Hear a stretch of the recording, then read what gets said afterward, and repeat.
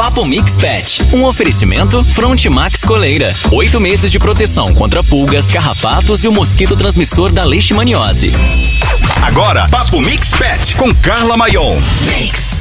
Seja muito bem-vindo, muito bem-vinda. Tá começando mais um podcast Papo Mix Pet. Afinal de contas, a gente ama os nossos bichinhos e a gente precisa de informação muito útil e importante pro nosso dia a dia com esses bichinhos. É por isso que a gente recebe muito bem aqui a Carla Maion. Tudo bem, Carla? Oi, Fê, tudo bem? Prazer estar aqui com vocês. Seja bem-vinda. Você que já faz parte do nosso elenco da Mix, tá no ar o dia todo dando dica pra gente.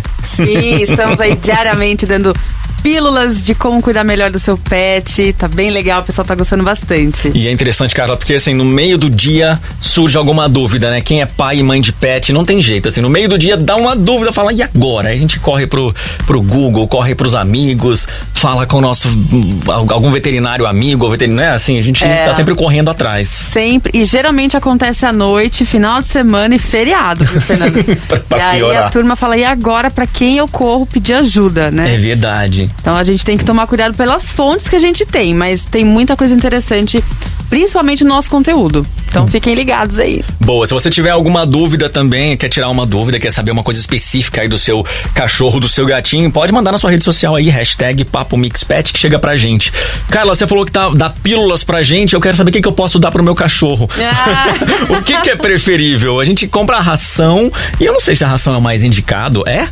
Olha, Fernando, depende da situação. Tem situações em que o pet se adapta super bem ao alimento comercial, né, a ração, úmida ou seca, e tem situações que ele não se adapta à ração, que a gente tem que partir pra dieta caseira, que é a comida.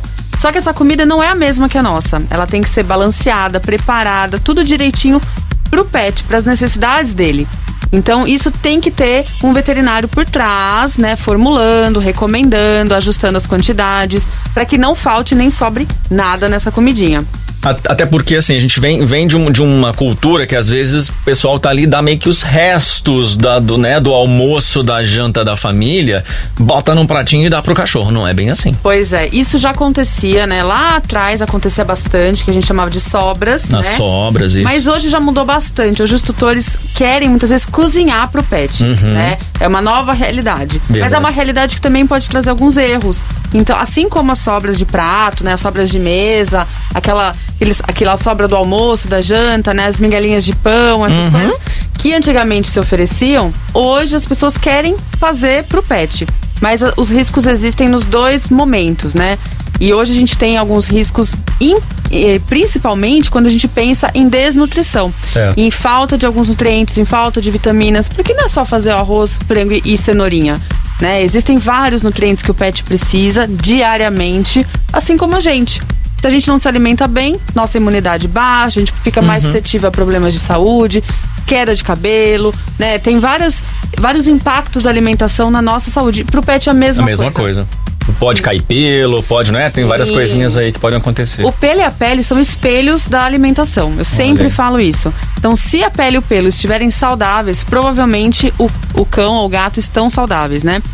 Mas nem sempre a gente enxerga algum desvio de desnutrição. Certo. E essas questões de alimentação também impactam, por exemplo, no dia a dia do pet, no sentido assim de gases, dor de estômago, azia. Eles também têm esse tipo de problema? Tem sim. Eles sofrem de muitos problemas parecidos com os nossos.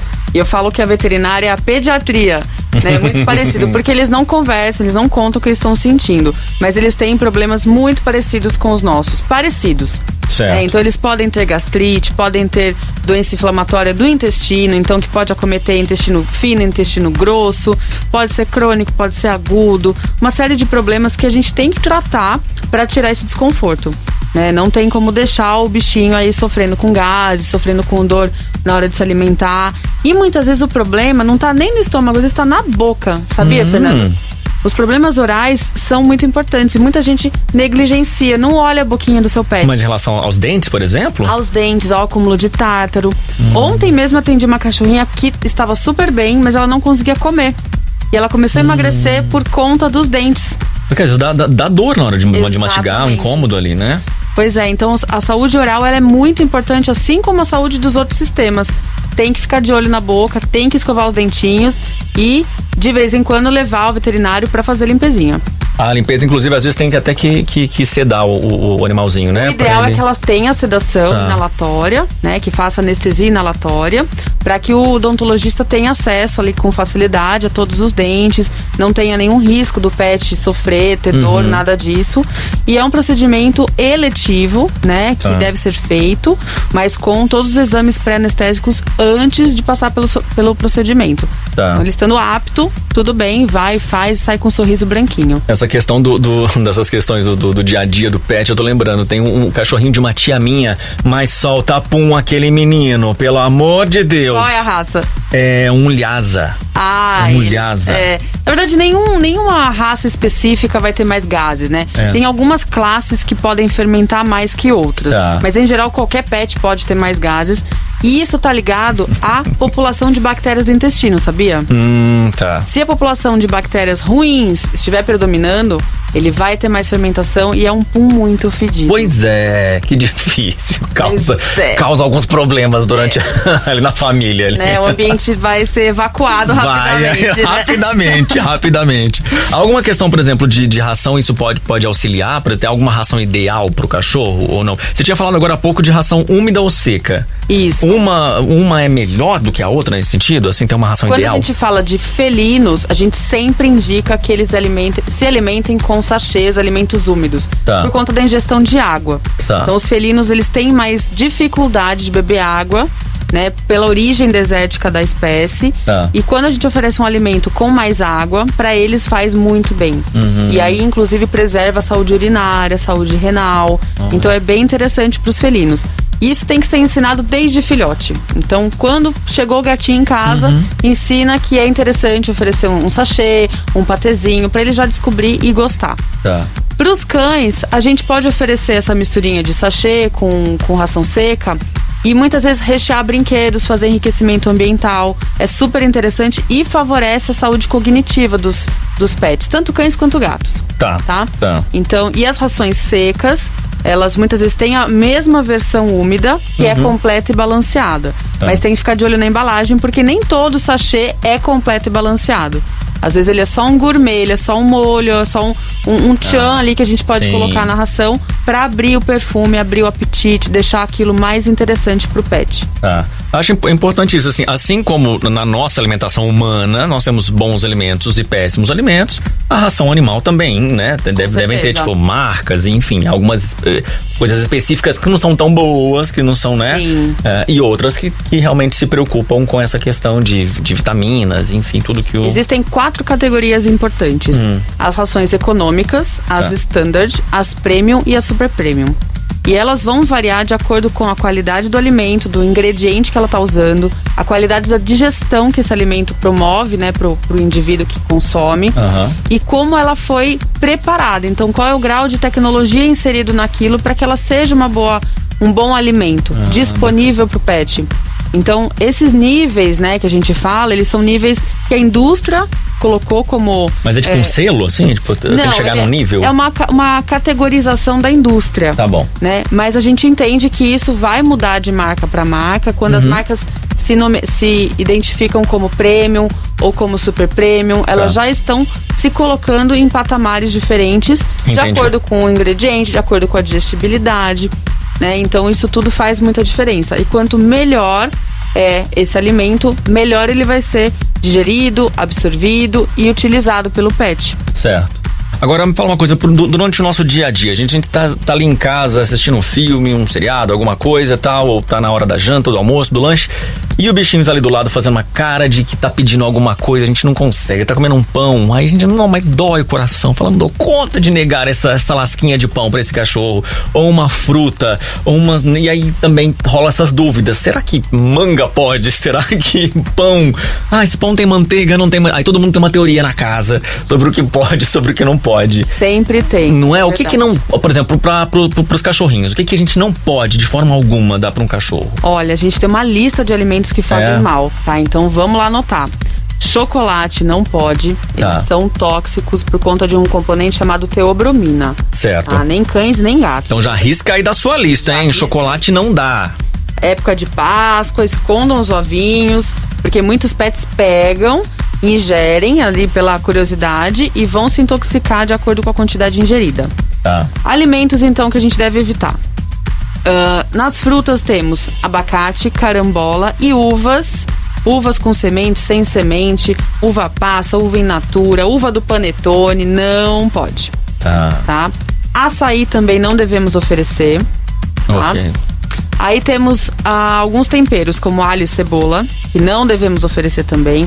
Existem algumas pessoas que ainda oferecem alho, mas ele tem uma dose ainda não específica de segurança.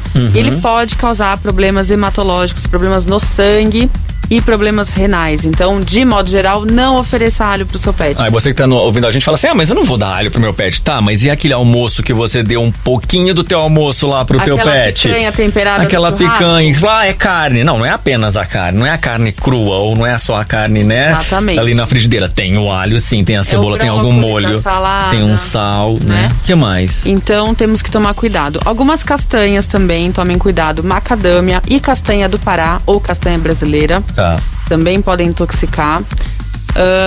Algumas bebidas com cafeína, então estimulantes, chás, né? Chá branco, chá vermelho, chá verde, também devemos evitar, porque eles são estimulantes e podem fazer o pet passar mal. Certo. Então, nesse grupo, a gente tem já algumas coisas que devemos tomar bastante cuidado. A mesma, essa lista também serve pros gatos ou pro gato? Sim. Tem uma outra, Servem, são alimentos que ambos não devem ingerir. Tá bom. Aí vem aquela turma de alimentos que a gente deve evitar, que não são tóxicos, mas que a gente deve evitar. Melhor não. Né? Aí entra o pãozinho, entram os queijos amarelos, entram o churrasco, embutidos, né? Massas em geral, bordinha de pizza, que a gente deve evitar. É justamente que o cachorro fica em cima e o gato fica em cima. Exatamente. Por que evitar? Porque pode fazer com que ele ganhe peso, pode sim causar uma inflamação digestiva, ele pode vomitar, ter lá uma dor de barriga. Sim. E em situações mais graves, pode sim ter que ir ao veterinário correndo, porque alguns cães e gatos mais frágeis, mais sensíveis, vão sofrer mais rápido e de uma forma mais agressiva. Certo. Então temos que ficar de olho. Às vezes um queijinho lá, um queijo prato, uma mussarela pode fazer muito mal pro seu pet que não tá acostumado com isso e que é muito frágil. Sim. Agora, se esses não podem, o que pode, então? Tirando, claro, né, a ração que a gente já conversou, mas o que tem ali na cozinha que eu posso? E até faz bem, assim, não só pode, como até faz bem. Aí vamos pra turma de permitidos, né? Vira a página, agora pra turma de permitidos, pra não confundir. Eu sempre oriento as frutas pouco doces, então maçã, pera, melão, melancia, a própria água do coco e a polpa do coco verde pode utilizar. As frutas mais doces, como manga, mamão, caqui, a gente pode oferecer, mas uma quantidade bem pequena, porque elas são mais doces e podem fazer o pet engordar. E geralmente são as frutas que eles mais gostam. Banana, né? Ela também é mais calórica, mais rica em açúcar. Então essas frutas que eu comentei podem ser oferecidas. Certo. E de preferência frutas pouco doces. Tá. Sempre sem casca e sempre sem semente. A mesma coisa pros cachorros e pros gatinhos também. Exatamente. Tudo tranquilo. Bom, você já tinha falado sobre essas frutas que engordam, esses elementos que engordam, então vamos evitar o que é o pãozinho e essas muito calóricas, é isso? Os queijos, o pãozinho, a bordinha da pizza. Eu tenho cliente que dá ali o pão com manteiga, gente. Né? Não precisamos fazer isso. É lógico que ele vai gostar. É lógico, né? Quem não vai gostar? Então a gente deve evitar esse tipo de petisco. As bolachas também, né, que são próprias para os pets, que são ricas em farináceos, também evitar o consumo exagerado, mesmo que seja um petisco para o pet, né? Então tomar cuidado ali com quantidade. Certo, tá. Agora você falou, já quero perguntar outra coisa. Esses petiscos que tem cor também, você já falou de dente antes, alguns petiscos têm cor, né? Rosa, vermelho, azul, não sei o que. Atrapalha também o dente? Você tinha falado sobre aquela questão, né? Sim, alguns petiscos são indicados para higiene dos dentes. São específicos na formulação com alguns elementos que ajudam a diminuir placa. Mas quando a gente fala daqueles de roer, aqueles ossinhos coloridos, né? Que não são para a limpeza dos dentes, o excesso de corante já faz mal por si só. Entendi. Porque o corante, tem lá um papel já bem descrito em literatura como um precursor de câncer. Então, tudo que tiver corante, a gente deve evitar de oferecer pro pet e até consumir. Mas, de modo geral, pros dentes, né, no quesito manchar os dentes, eu acho que não. Eu acho que é mais uma questão de absorção do corante, é um produto que não faz bem pra saúde que a gente deve evitar. Boa.